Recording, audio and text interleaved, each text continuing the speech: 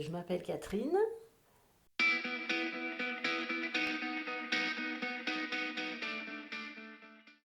Je pense que je suis quelqu'un de plutôt calme, euh, très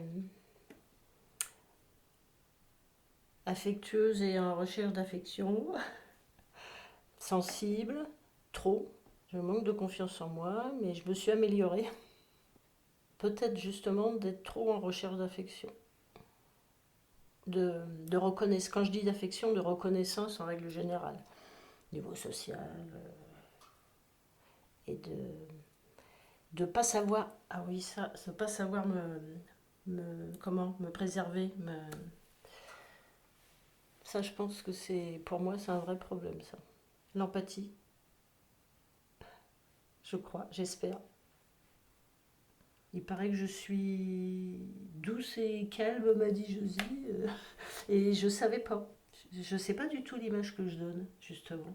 Je me rends pas compte de ça. Tant que tout va bien dans une discussion, je pense que je suis calme. Mais si on touche à un sujet qui me tient à cœur, au sujet des femmes ou des enfants, de la maltraitance ou des groupes, enfin du racisme, tout ça, je peux être très très très... Là, je peux agresser la personne, enfin c'est sûr, c'est vrai. C'est pas bien, mais... La souffrance des autres, justement.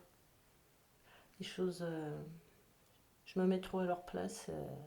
Et c'est pas utile en plus. Ça leur apporte rien et je m'en veux de ça. Les injustices, l'injustice, la méchanceté.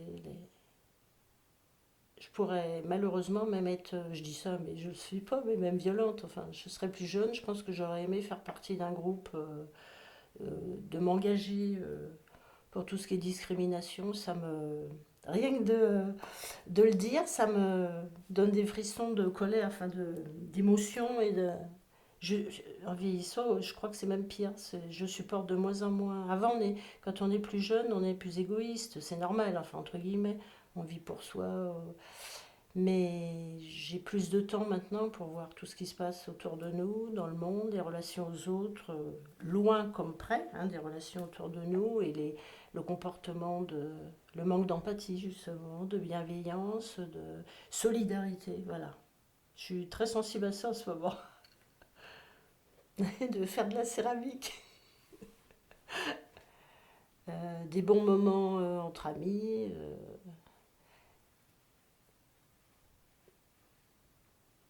Quand je vais voir, c'est rare, ben, une pièce de théâtre, c'est très fort, moi, ça a toujours été.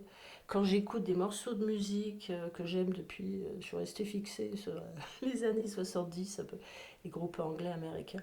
Avec mon mari, c'est pareil. C'est une joie, mais même physique incroyable. C'est une émotion comme quand j'avais 17 ans, 16 ans. C'est super. Et puis, des moments parfois où j'arrive à communiquer vraiment avec quelqu'un d'autre. Et c'est un grand, une grande joie. Alors actuellement, depuis enfin quand même quelques années, mais de plus en plus, depuis 5 ans maintenant, c'est de faire de la céramique. Ah, c'est incroyable le bonheur que ça m'apporte. C'est thérapeutique totalement. Il y a le projet avant. Et le projet, ça peut être des dessins, de la peinture, c'est des souvenirs d'il y a longtemps. Quand je vais dans un musée, j'y pense. Quand je vois des photos, quand je prends des photos, quand je vois un paysage, quand toute la vie, tout ce qui m'entoure me nourrit pour ma passion, la poterie. Mais 100% avec les mains, comment, pas de tourte, je sais pas faire ça. La musique a toujours eu une place énorme. Et j'ai toujours besoin, dès que je me lève, moi, de mettre de la musique. Mais pas la radio, parce que je n'aime pas que ça parle. Moi, je veux que de la musique. Et mon mari, c'est un peu limite. Pour lui, ça le gêne parfois. Et je me rends compte que c'est devenu une addiction. Si je mets pas de musique, alors que je suis pas toute seule, c'est limite supportable pour moi. Le silence, je sais pas. Ça m'embête. Il faudra que j'y réfléchisse.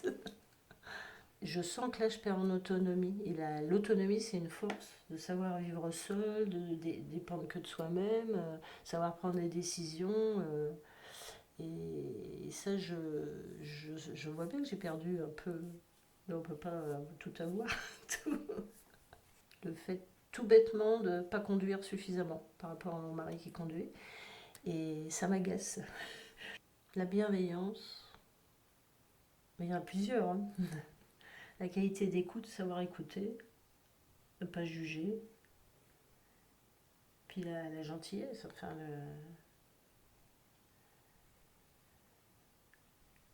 l'ouverture d'esprit qu'en général. Pas, pas se trouver en face de quelqu'un qui a les idées arrêtées, c'est comme ça, c'est pas autrement, et puis moi j'ai raison. Je connais beaucoup trop de gens comme ça, en ce moment on a du mal avec mon mari. J'ai besoin d'être assurée depuis toujours. Dès que je suis partie de chez mes parents, j'avais besoin de... J'ai trouvé un studio, c'était très bien. Une bonbonnière, on m'avait dit c'est une bonbonnière. J'ai... Ma protection, ma coquille, c'est toute ma vie. Ces appartements que j'ai eus, c'est ce que je ressentais, moi, que j'avais besoin. À un âge avancé, donc, hein, j'ai pris, j'avais 60, je sais plus, 60 ans, là, 65. Soudain, j'ai vendu mon appartement, j'ai acheté une maison et je me suis mariée le même mois. Et ça faisait 15 ans que j'étais dans le même appartement, à deux pièces. Et je vivais, je pense que ça me définit quand même assez. C'est que pendant 15 ans, j'ai vécu dans la rue, où au bout de la rue, il y avait l'ancien pavillon de mon enfance de mes parents. Où ils n'y étaient plus, hein. Mais. Et c'était inimaginable d'aller vivre chez l'homme que je connaissais à ce moment-là. Ah non, ça c'était chez moi, dans mon cocon.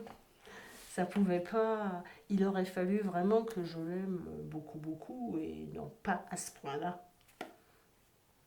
Au niveau relationnel, social, je, moi j'en ai besoin, je trouve ça très important, et la communication, enfin les autres, et je suis toujours partie prenante s'il y a un projet, si en faire partie, aider, et être solidaire, des choses comme ça.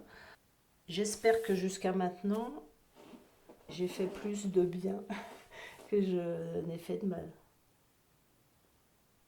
Je pense quand même.